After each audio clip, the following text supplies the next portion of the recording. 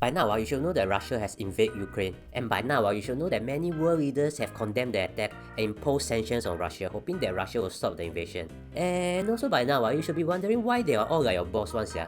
Only know how to use eye power and mouth power, but no action one. Why they never just go and fight, eh? Like in Singapore, why not we just send this group of soldiers to Ukraine to defend the country, eh? Confirm Putin will say, okay, you stop the army movie, I stop the war. Well, because world leaders are not like ad hoc, right, who do things without thinking. Here's why other countries aren't involved directly in the Russia-Ukraine war. I'll simplify for you. Don't CC if you don't understand my essence, you idiot. You see, firstly, we have to talk about other countries far away one. For a start, right, Putin once said this to anyone who will consider interfering from the outside. If you do, you will face consequences greater than any you have faced in history.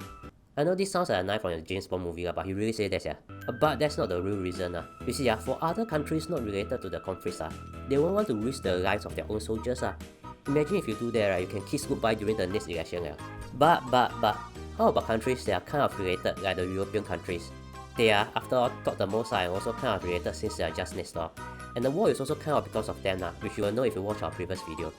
So far, they did many things like sanctions, freeze assets, give weapons, and even stop soccer matches. So why not just send troops and end the war? Are they NATO?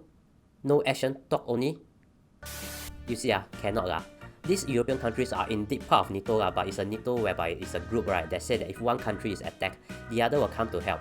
So if any of these European countries send a soldier and fight Russian soldiers, right, that means it will become NATO versus Russia. And that means, right, it's 30 countries versus Russia. Now you think, like that, sure win but think far that means World War bodo.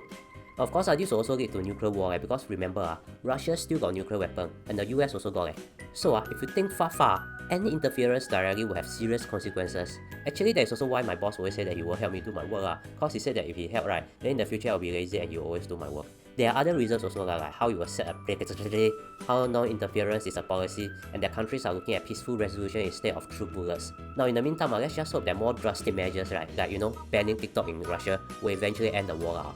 If you find this useful, right, consider subscribing. No, you go ishi you.